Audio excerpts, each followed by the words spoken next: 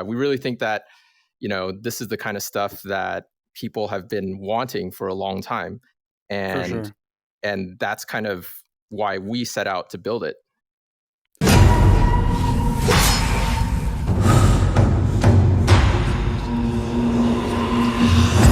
Hello, everyone. This is David Jagno here with UploadVR, and I am joined by a special guest today for a really fun interview we're going to be doing. This is Andy from Ramen VR, who is part of the team working on Zenith, the Last City, an upcoming VR MMO, which will also have non-VR support on PC.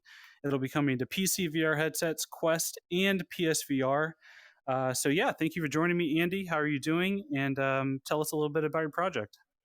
Yeah, I'm doing well. Thanks for having me, David. This is a lot of fun. So, yeah, we're basically working on Zenith, the Last City. It's a VR MMO, as you've Hold stated on, let me before. stop you right there. I've seen debate about this. Is it pronounced Zenith or Zenith? It depends on which side of the pond you're on, I guess. I've heard UK people and EU people call it more Zenith, and then I call it Zenith. But really, it's kind of look. I didn't think we would have a political discussion today, David, and this is getting awfully close to that. I But think you at can the call it end of whatever the you want. day, the real Zenith was the friends we made along the way, right? That's Right? Exactly. okay. Exactly. No, this was the Zenith right here. This call. It was just the ploy to do this. All right. Well, sorry for interrupting. You can talk about Zenith now. Yeah, so Zenith or Zenith is it's a virtual reality MMO, and it has kind of a JRPG East Asian aesthetic. It's kind of sci-fi fantasy, and we want people to be able to kind of come into the world and just explore and have a really positive, fun kind of RPG experience that they would have on any other platform except built for VR. So we really think that this is the kind of stuff that people have been wanting for a long time, For and sure. that's kind of why we set out to build it. Yeah, you guys had a Kickstarter campaign, right? Where I'm drawing a blank on remembering how much you guys ended up raising, but it was pretty successful, right? Yeah, we had a $280,000 Kickstarter. Yeah, a while Awesome. back ago. hmm Awesome. That's exciting. And you talk about VR MMOs. It's something that everyone wants. Everyone has been, dreaming about since, since Neuromancer came out, since Yep. who knows how long. And certainly pop culture has fed into that. With for me growing up, it was Dot Hack Sign, then Sword Art Online, and The Yeah. Matrix, and Ready Player One. And there's just so much pop culture is centered around that idea of this like magical sci-fi kind of fantasy world where we can all go in and hang out and do stuff together. So obviously VR headsets are getting us closer to that. And in what ways is do you think is Zenith doing things that hasn't been done yet? Well, so we're building a full-scale VR MMO, and so it's basically a lot of it is uncharted territory, right? I'm actually big fan of Orbis and the guys at ATT, A Township Tale. Everybody kind of has their own take on what a VR MMO should be, but what we're really trying to do is create a top kind of extremely polished core game loop that is really really fun to play. That feels a lot more polished and a lot more uh, a lot deeper.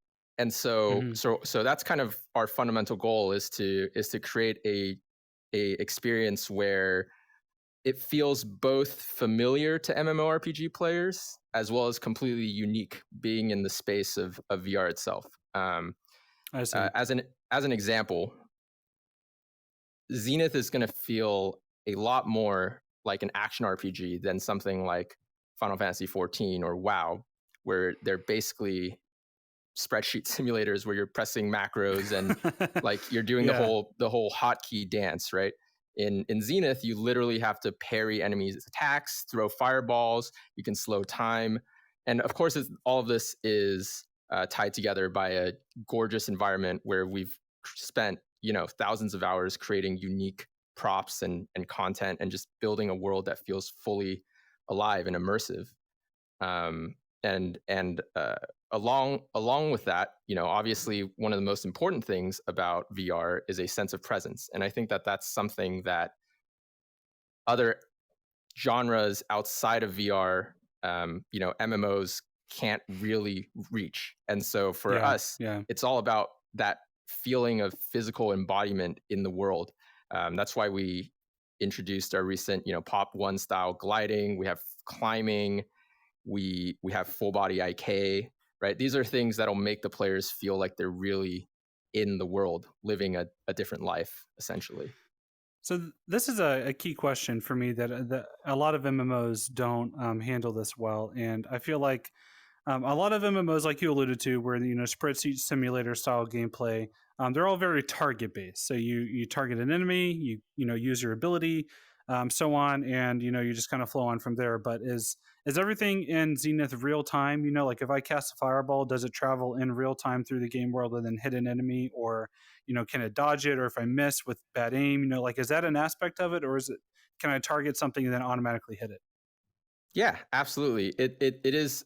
That's where you get to the kind of real time action RPG part of this. And yes, things in Zenith do feel like real time. You'll have to, you know, raise your sword up at the right time to block an attack. You'll have to do gestures to cast spells. We have a pretty innovative casting system that we're excited to show people. But yeah, if you aim wrong, for example, or you throw your fireball in the wrong direction, it's not gonna hit the enemy. Got it. Got it. That's pretty cool. Then I know nowadays there are a handful of MMOs that do stuff like that. Like New World is coming out soon, a non-VR MMO that's going to have real-time combat. But it's pretty rare still. Most all of the big MMOs are all kind of target-based. You don't have to really aim anything. So I'm excited to have a game like that in VR for sure. Yeah, for sure. I think there's a couple of MMOs out there that are a little bit more action paced in the non VR realm. If you look at games like Black Desert Online or Guild Wars Mm, 2 to a certain yeah. extent, they feel a little bit more, I guess, Diablo-y or Path of Exile-y, Yeah. but they're Yeah. also ESO, I guess, is another example of something that feels a little bit more real time. But for us, we're literally talking about having hitboxes and being able to Got dodge it. enemy Cool. Okay. attacks and being able to parry. One of the things that's really cool is in Zenith you can actually parry enemy projectiles, so you can block arrows, knock arrows down as they're Oh, coming towards you. nice. Okay. That's pretty cool. Yeah, And I think a lot of MMOs right now, even going back all the way back to Ultima and the early days, and such a big part of an MMO, obviously, the fact that it's online is the community, right? You have to definitely. have a good core community. You have to be welcoming and accessible to new players. You have to have in-game content to keep the core community happy for months and years on end. And I mean, there's just so many layers and facets to it. So what are some of the ways that you guys are hoping to keep your community engaged and embrace and encourage social interaction and stuff like that?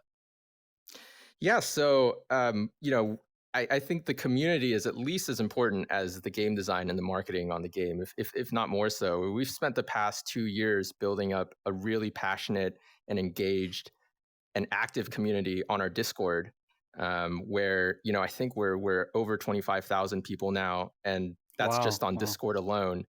And that's been really exciting to see because well, there was a bit of time there where we were just heads down on coding and getting ready for all of the milestones we had to submit, and we didn't do much community engagement because we were so busy, building the game.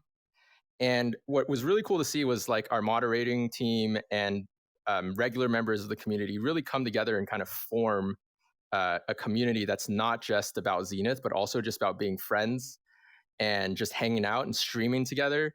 We have people that have gotten married because of our Discord. They met in the really? Zenith Discord, yeah, and they got For an married. unreleased MMO, that's crazy. Yeah, Wow. yeah, exactly. And we have somebody that was like who's now one of our top moderators that said uh, that is basically a lurker in other discords, but that was so welcomed by our community and felt so accepted that they actually spoke up for the first time and then became a moderator. And And so now this is like a family to them, you know. And Mhm, so that's mhm. kind of the kind of community that we're creating outside of Zenith. Within Zenith, one of the cool things that we've really seen is I'm pretty excited about is our guild system, because what we're seeing is people are already self-organizing in our Discord around like different guilds and stuff like that. We have like a guild Uh-huh. recruitment channel, and a place where people can kind of form guilds and tag themselves. And so we'll have a variety of social features within Zenith, obviously. Uh, uh, your standard friend system, parties, and guilds, and as well as things that encourage more emergent gameplay, like public events that can be completed with random people all over the world. So I don't know if you've played Destiny or Final Fantasy Mhm. 14 with the Fates. It's kind of like that in terms of just having events spawn over the world that you can complete together. But ultimately, you know, I think what's really important is just to have the gameplay reflect the need for collaboration. So if you look, like Right, right. EverQuest is still out there today, right? People are that's still making money. They still have a full team dedicated to churning out content for EverQuest, because Mhm. so much of it in the early days was impossible to do by yourself, right? You had to It group up with just people. celebrated 22 years this week. Yeah, yeah. Did you ever play, by the way? Play which one? EQ? Oh, yeah, yeah, yeah. Oh, EverQuest was my first MMO. I played that a lot. nice. Yeah, WoW was my first real MMO, classic WoW that is. But Mhm. what I will say is, like, with games like WoW and 14, they have gotten so good at basically just hitting a button and getting into a queue with someone, a random person, Yeah, that yeah, you yeah. don't necessarily need as much community. And so for Oh, us, it's yeah, always yeah. about striking that right balance of yes, it's easy for newbies to get in and party up, but also there's enough challenging end game content there where you still need to organize, and there's still you can't just do pugs. You need to Mhm. basically know people and form friendships and alliances. Yeah, that's great to hear because my main MMO that I play personally right now is ESO, and sometimes I could play that game for 3 hours straight and never have to type in the chat box. It's just so much of MMO design nowadays is about streamlining in terms of Yep. not just accessibility, but streamlining content so that you don't have to even turn your brain on hardly. Right. And so I think VR is not really the right medium for that type of game design. I think the more interactive and more hands on something is, the better it is. So I think you guys are taking a smart approach here where you're going to try to incentivize real collaboration and communication because a lot of people forget every VR headset has a mic built in. So it's not Yeah. like someone could not have a mic or not have a headset. If you're in VR, you can talk. So it's you might as well embrace that. Yeah, definitely. It's something that's important to us. I think one thing, we're excited to explore when we have a chance to implement it, for example, though, is voice modulation. I know that a lot of people Ah, want anonymity. I certainly do when I'm online, and um, I played a lot of D&D, and I played a lot of. I don't know uh if huh. you've heard of this game, like Neverwinter Nights. Oh yeah, Um, for sure. yeah, I used to like play in a lot of RP servers Uh huh. online, and in those worlds, you're typing out what you're saying, so that it leaves a lot more to imagination. Yeah. And if you're in an MMO, one of the things we want to do is eventually allow people to kind of sound like whatever they want to sound like, so that they can basically Yeah, um, that's awesome. don't pierce they don't pierce the veil, essentially. Yeah, I think for me, like role play is something that I've done a little bit here and there in some games, but whenever you're using, your real voice, it can you can feel shy about it just because maybe if especially if it's around strangers. So Hmm. I definitely think that kind of thing would definitely help encourage it more. And I mean, putting on a VR headset is kind of like wearing a mask in a way. Right. You're becoming your avatar more than when you're looking at a computer screen. So Yeah. I think that kind of stuff is going to be really great.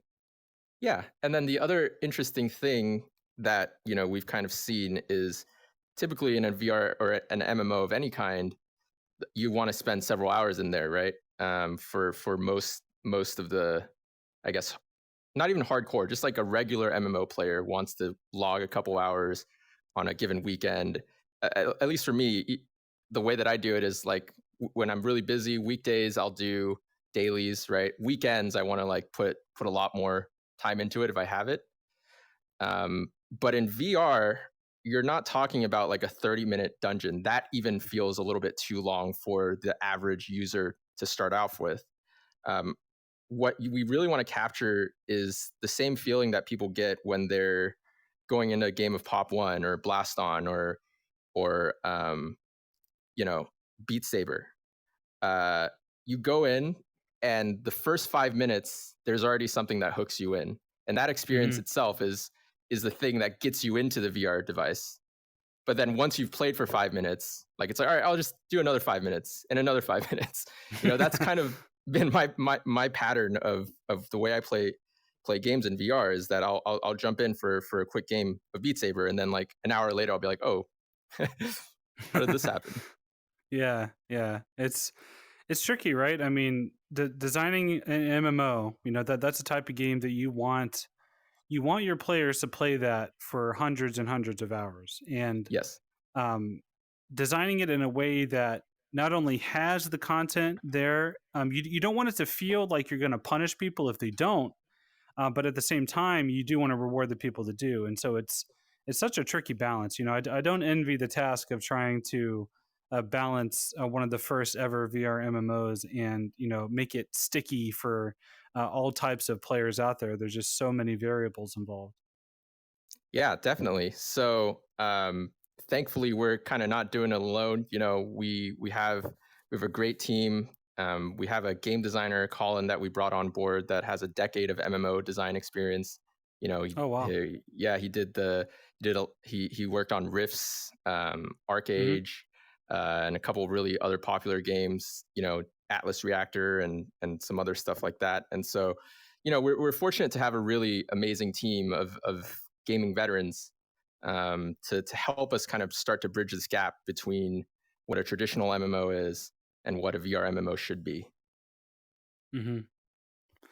And I guess going back to that point a little bit, can you talk a little bit about the types of content that will be in the game? I mean, I'm assuming there's, like main story quests and side quests and group dungeons and stuff. But, for someone that, jumps in to play the game, what are the types of events and activities and things that they'll be able to do?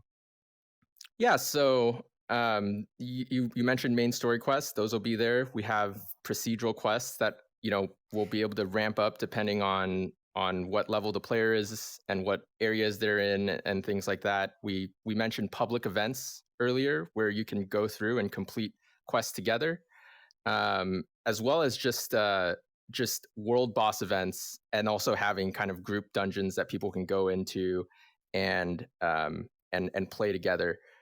There's also just a plethora of things people can do in the world. Whether that's going out and seeking treasure chests, kind of a la Genshin style, Genshin Impact, if you guys have played any of that. But Hmm. or just like going and leveling up their crafting. Like, for example, one of the most fun things in this game right now is fruit gathering, because you have to literally, climb up the tree, and then like the distance grab only goes 5 meters.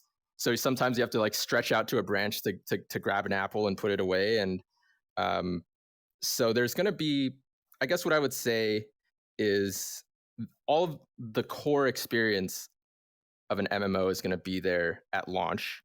But we have plans to add a lot more on top of that later. And I think the thing we want to avoid is stretching ourselves too thin so that we can't deliver a polished experience across all of the things we're going to launch. The thing we also have to keep in mind is that we're a small team. Right Yeah. now, we're about 10 people full time, and with a couple other contractors beyond that.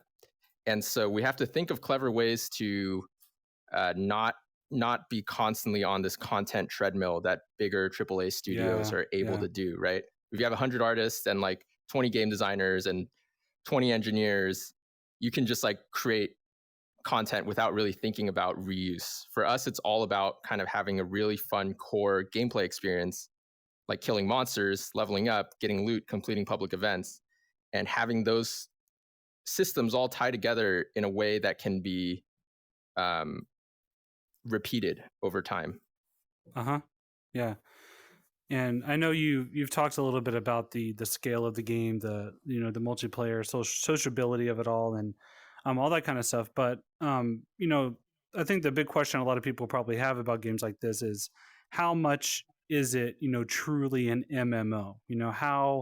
How many people will you see at any given time? Is it truly open world, or are there instances? Are the zones segmented? Like, how does the actual game design look from a top level in terms of being an MMO? So yeah, I mean, I think MMO is kind of a term that has been really liberally used, Oh especially in yeah. mobile. And when I say MMO, what I'm trying to say is an MMO in the sense of something like WoW or Final Fantasy 14, where there will be it will be a large world where you can have thousands of people per shard.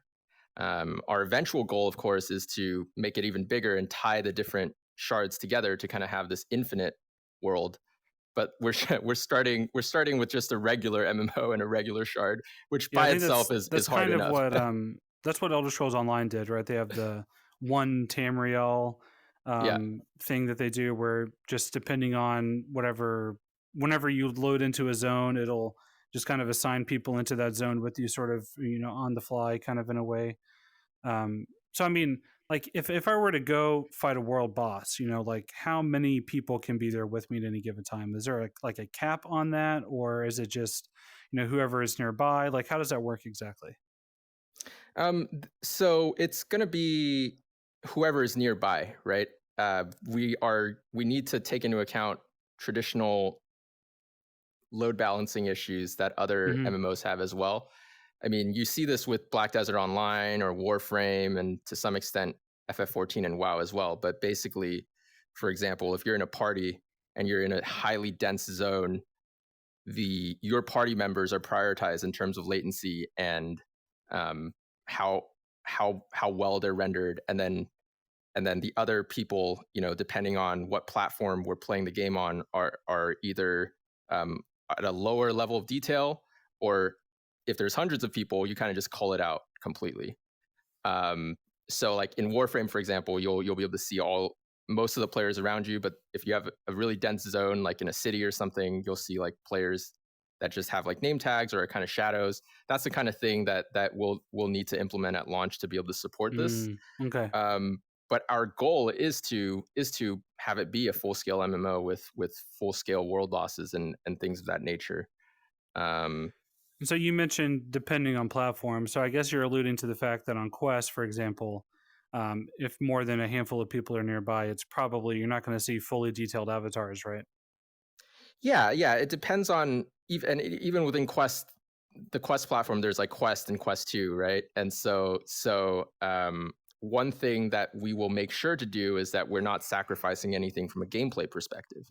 That's the most important thing to us, is that across all the different platforms, people can have they won't be hampered by having an older device or a weaker device versus PCVR, for example. Cool.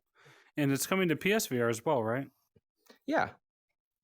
So I mean, I got to ask, how does it play on PSVR? Because the Move controllers, don't have analog sticks, and so I mean, they're kind of limited a little bit from a playability perspective. Is it going to be teleport only on PSVR, or how does it work? Yeah, so we can't reveal too much about that yet. Okay, Partially because we're still deep in the dev cycle for that. I don't want to kind sure. of say anything that might change later on. But what I can say is that we're going to try to offer the same types of movement mechanics in PSVR as you have on other platforms. And Okay, yeah, gotcha. Yeah, there's a lot of devs that have been creative about ways to do that, so that makes sense. yeah. I mean, we Um, have on our team people with decades of experience at Sony, working sure. on networking and gameplay. So we'll have a good idea. We'll do a couple of iterations, and I think people will be happy. Okay, Also awesome. excited about like the new controllers that have just I come was out, just about to ask you. Yeah, yeah. Well, what do you think about those? I think those are awesome. Yeah, I Yeah, don't they look great. yeah. Yeah. I I'm really excited about just how VR is coming together. Uh you've probably been doing this for a while, David, but I started, my experience started with the DK2 back in like 2015. And every year since then, people have been saying, like, this is the year for VR. This is the year it's going to take off. And I really think we're starting to kind of hit that inflection point. And it's really just about, For sure. how many Yeah. people have been able to hang in during that entire kind of strenuous time where there wasn't a lot of revenue and it was, the dark times.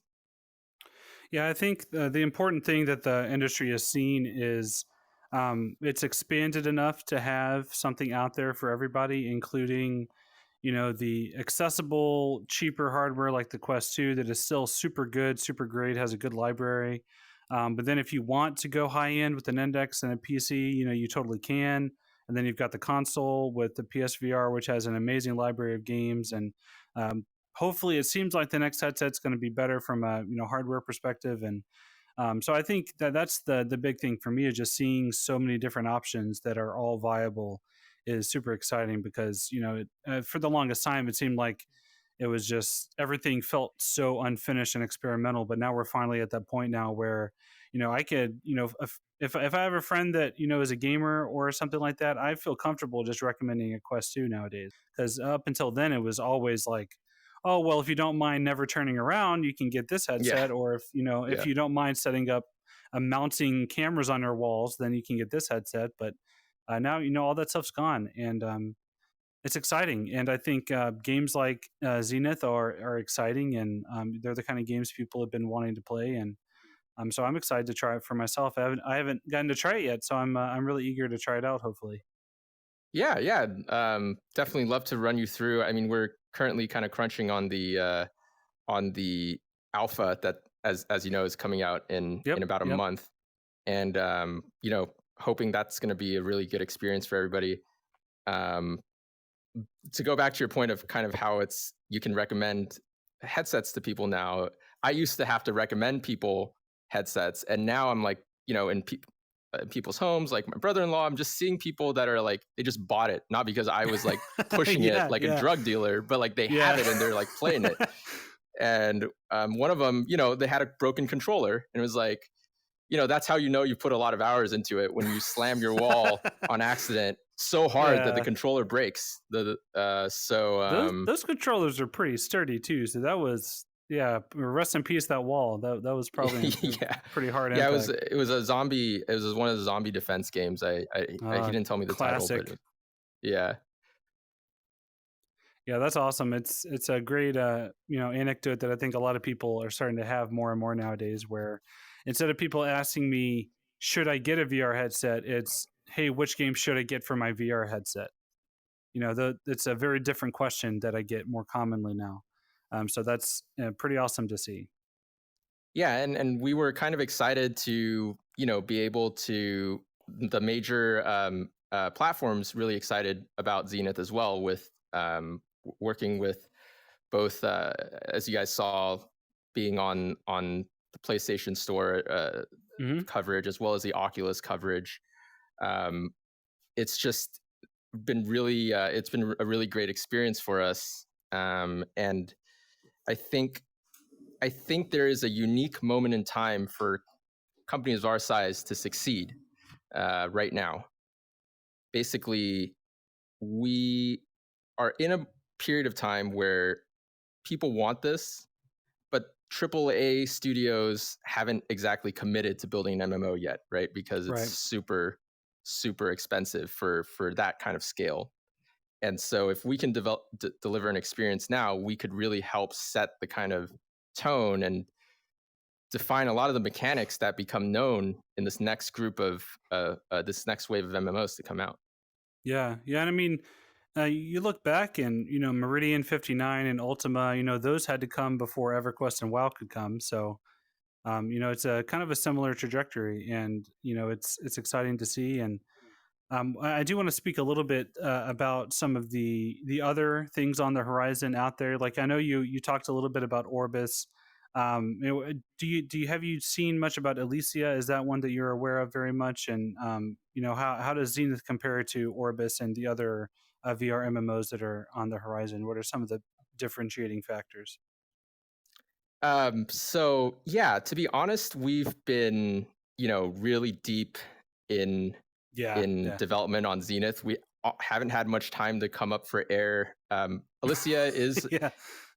is a game that we've definitely heard about, but we haven't really delved too deep into it. That makes sense. Yeah. What I will say is, competition is always healthy. It always makes Hmm. for a better product, and ultimately, I think there's going to be a lot of differentiating factors that players will be able to choose from when they player choice when they have they have the products in front of them, and I'm really personally excited about the features that Zenith has, and I think we'll be able to have a lot of people excited about that as well. Just from a again, I haven't done too much research into this. It's mostly seeing it in our community, like, hey, have you heard of this other game type of Uh thing? huh. But um, I guess a lot of it comes down to just the core game design as well as the aesthetic that we're trying to hit. I think with us we kind of have this Yeah. JRPG, um, sci-fi fantasy, really colorful, stylized, cell shaded look. Um, and then yeah, Yeah, other games are kind different. of the cyberpunk, almost sort of sci-fi fantasy style, like you said, is not super common. I think most people, when they think of MMORPGs, they have in their head kind of the Ultima EverQuest WoW style of like medieval fantasy, but you guys are going for a little bit different of an aesthetic there, while still having swords and magic, but also having skyscrapers. So it's kind of an interesting amalgamation. Yeah, I guess a good example of this would just be something like I guess Final Fantasy, right? Yeah, Final yeah. Fantasy. If you're a fan of Seven or any of them, really, there's always this kind of element of technology or steampunk or diesel punk. But then Hmm. there's also kind of, if you go far enough out into the open world, a lot of it can feel like fantasy, Hmm. Hmm. because it's natural environments. It's wide open, verdant plains to explore. It's lush forests, and we have all of that. So it really, I think, is just it's gonna be exciting. Cool. One other topic I want to talk about is I would love to hear some more from you about the actual, like, I guess the moment to moment gameplay, because I know that you guys have previously described your melee combat as similar to Beat Saber. So if you could talk a little bit about what that's like for the player, like what they'll physically be doing and how it works, that'd be great.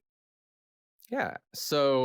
Um, so that was like really early on, and I remember saying that and then getting coverage about it because Beat Saber was like the biggest thing back then, and I kind of so the way that the well, first of all, there's 30 minutes of uninterrupted gameplay footage on our YouTube, so like it's not cut or edited at all.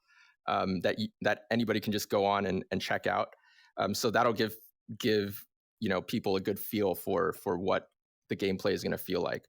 But Hmm. second of all, in terms of what we meant by in the early days having Beat Saber inspired combat was that there would be a you would be able to block things. You would have to time things to make sure that you were hitting things optimally. Now, in the early prototype, what we had was literally lines that you would kind of slash through, and Oh, you'd like have to until you slash it fall, at the kind right of. time. Yeah, like until you fall style. And Uh huh. we got some feedback on that like, that was a little bit too gamey for what Yeah. people were looking at for an Uh MMO. huh. They wanted something that's a little bit more visceral, and so we modified that so that timing is still important, but it's no longer so obvious. Like you have to do this, or you have to like Got it. you Got have it. to Okay. like yeah. And so combat now is basically I think one of the most important things is the enemy stagger gauge. So the idea is that you would be doing movements in real time, like parrying, blocking, or if you're a mage slinging fireballs, and then that would all be incrementing the attacking the enemy stagger meter, and then when they get staggered and Oh, vulnerable, okay. that's when you'd go in and you do maximum damage. Got it. I'm nearing the end of my playthrough of Final Fantasy VII Remake, so the term stagger is very large in my brain right now because that's a huge part of that game. So yeah, that's a common mechanic. That makes sense. Yeah, and that's if you've seen the stagger gauge in Final Fantasy VII, it'll feel a lot like that. Cool. I think for us, we also wanted to.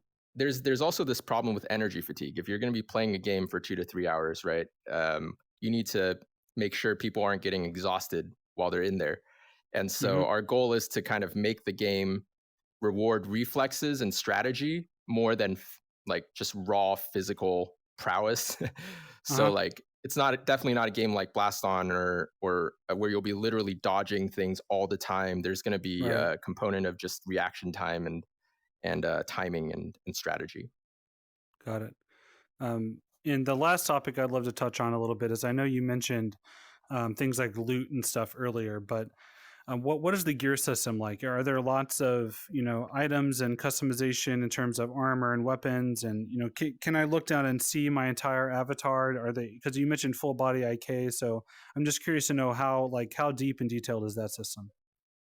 Yeah, so players will be able to look down and see the different armor sets that they're equipping. We'll have a lot of different armor types, really awesome looking, unique armor sets that people will be able to put on. And like if you could imagine something that's kind of like just like any other MMO where you have tons of loot and gear to grind after. You have modifiers and stats on those things.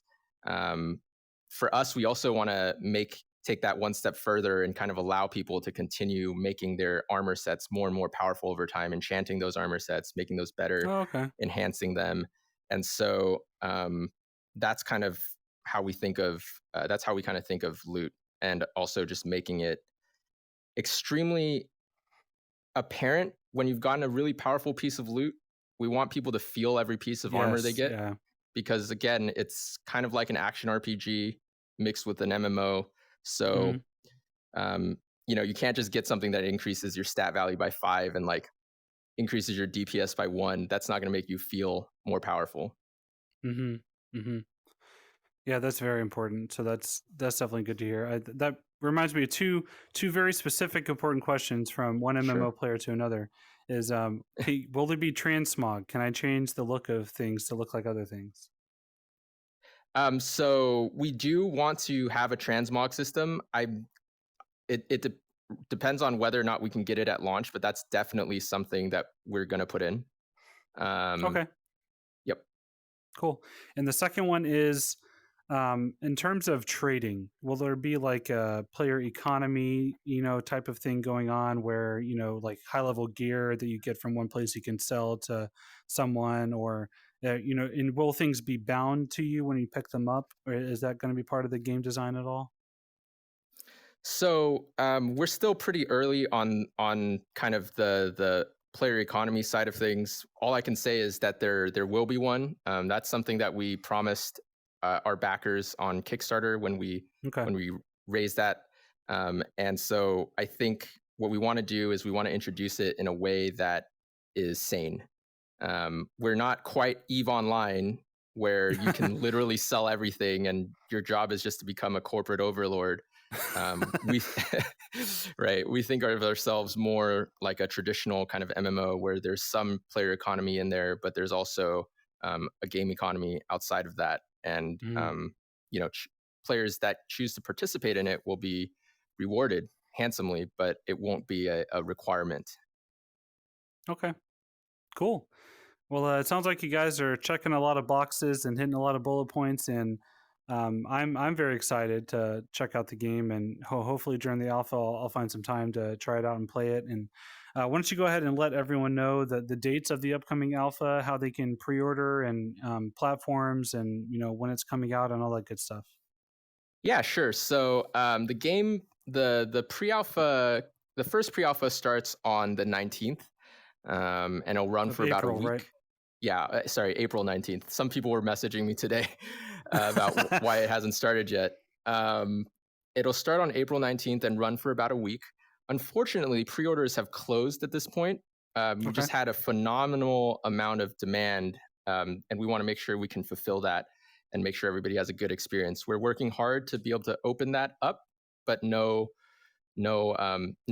guarantees on that yet. I would just encourage everybody to come check out our Discord and our mailing list. And yeah, alpha will be the first taste people get of the game publicly, so we're excited for everybody to try it out. Important thing is to just note that it is a real alpha, not like a marketing alpha. So it's going to be rough. It's going to be a little bit unpolished. There's going to be crashes and bugs. We want to set expectations on that. We still think it's going to be a really fun experience, though. Right. So this is an alpha test. This is not a free demo. It is an alpha test. Yes. Yes, it is an alpha, a real one. That term has lost a lot of meaning for people nowadays, but yeah. Yeah. Okay. Awesome. What are the website, social channels, all that kind of stuff? Where can people find out more about Zenith? Yeah, you can go to Zenith, zenithmmo.com to go to our website, which also has a lot of different information besides just signing up for our mailing list. It has some really cool videos, and we spent a lot of time on it. So you can find out more about the game there. You can also go to Zenith MMO on Twitter or Zenith MMO on YouTube, and then you could find a Discord invite link. I think it's also /Zenith MMO for Discord. Yeah. Awesome. Well, thank you very much, Andy, for hanging out with me here today, chatting about your game. I'm very excited to check it out for myself, hopefully soon. And thank you, everyone, for watching. Hope you enjoyed watching this interview with Andy from Ramen VR about Zenith, The Last City, an upcoming VR MMO that'll be out on Quest, PCVR, and PSVR. Make sure you check out UploadVR.com for all the latest VR news, reviews, interviews, and more. And here on our YouTube channel, you can obviously see a lot of gameplay footage and interviews just like this one, as well as our live stream podcast talk show every Monday and Thursday here on YouTube and on all of your favorite podcast services. So thank you very much for tuning in and watching. Let us know if you have any questions down in the comments, and make sure you check out our website for more details and more coverage of the game as it comes out. And thank you again, Andy, for joining. I hope you have a great day. Yeah, thanks, David. You too. Are we doomed to a worse fate than our ancestors?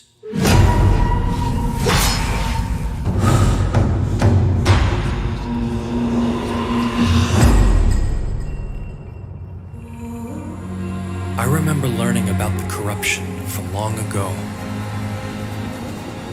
A darkness that enveloped the land and created the fracture. We believed that our world had fallen.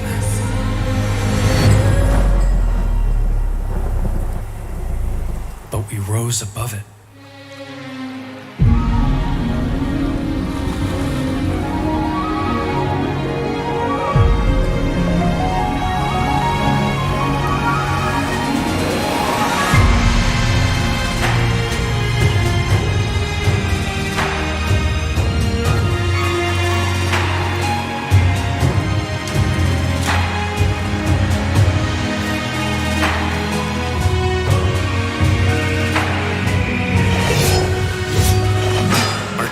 Stepped forward to save us from ruin. Their courage made us whole again. We live in an era of peace, but it is coming to an end.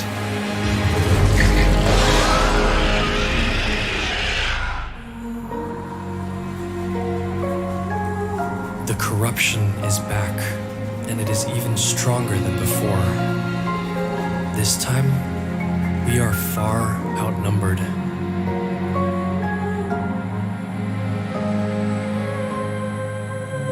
Will you break us free from this fate?